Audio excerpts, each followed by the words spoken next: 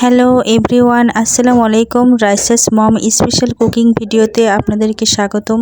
তো আজকে আমি রান্না করব এই সুন্দর কচি লাউ। তো কচি লাউটা আমি সুন্দরভাবে স্লাইস করে কেটে নিয়েছি, আর এখন আমি চলে যাব রান্নাতে। তো দেখুন, এখানে সুন্দরভাবে কয়েকটা পেঁয়াজ আমি সুন্দরভাবে তেলে ভেজে নিচ্ছি। তো এর মধ্যে কিন্তু আমি তেজপাতা এবং গরম মশলা দিয়েই কিন্তু ভাজতেছি। তো এরপর আমি পরিমাণ মতো পানি দিয়ে এর মধ্যে দিয়ে দিচ্ছি আমি প্রয়োজনীয় মশলা। তো দিয়ে দিলাম 2 চামচ লবণ এবং দিয়ে দিচ্ছি পরিমাণ মতো একটু হলুদ।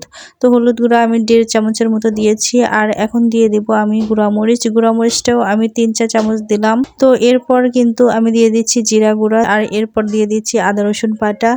তো এগুলো উপকরণ কিন্তু আপনাকে সবই দিতে হবে। তারপর এগুলো আমি একটু ঢেকে কিছুক্ষণ রান্না করে নিলাম। তারপর মশলাগুলো সুন্দরভাবে আমি কষিয়ে নিচ্ছি। তো মশলাগুলো আমার সুন্দরভাবে কষানো হয়ে গেলে এর মধ্যে আমি দিয়ে দিচ্ছি ধুয়ে রাখা সেই লাউ। তো লাউটা দিয়েও আমি সুন্দরভাবে কিন্তু একটু নেড়েচেড়ে ঢেকে কিছুক্ষণ সেদ্ধ করে নিব। তো লাউয়ের মধ্যে কিন্তু কোনো প্রকার পানি দেওয়া যাবে না, লাউ এমনিতেই কিন্তু সেদ্ধ হয়ে যাবে। তো দেখুন, একটু পরে চলে এসেছি, আর লাউ থেকে কতগুলো পানি বের হয়েছে। লাউগুলো কিন্তু সুন্দরভাবে সেদ্ধ হচ্ছে। তো এভাবে কিন্তু লাউ আরও কিছুক্ষণ আমি সিদ্ধ করে নিব। তো দেখুন, আর কিছুক্ষণ পরে কিন্তু চলে এসেছি, আর লাউটা সুন্দরভাবে কষিয়ে নেওয়া হয়ে গিয়েছে। এর মধ্যে এখন দিয়ে দিলাম পরিমাণ মতো পানি।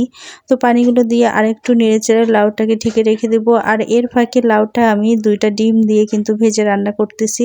সেই 2টা ডিম কিন্তু আমি সুন্দরভাবে ভেজে নিলাম। তো এইভাবে ভেজে ডিমটাকে সুন্দরভাবে কেটে কেটে এর মধ্যে দিয়ে দিব। তো লাউটার বলকও চলে এসেছে, এর মধ্যে এখন আমি দিয়ে দিচ্ছি সেই ভেজে রাখা ডিম। তো ডিমগুলো দিয়ে কিন্তু লাউটা খেতে অনেক মজা লাগে, আর বিশেষ করে গরুর মাংস দিয়ে খেলে তো কোনো কথাই নেই।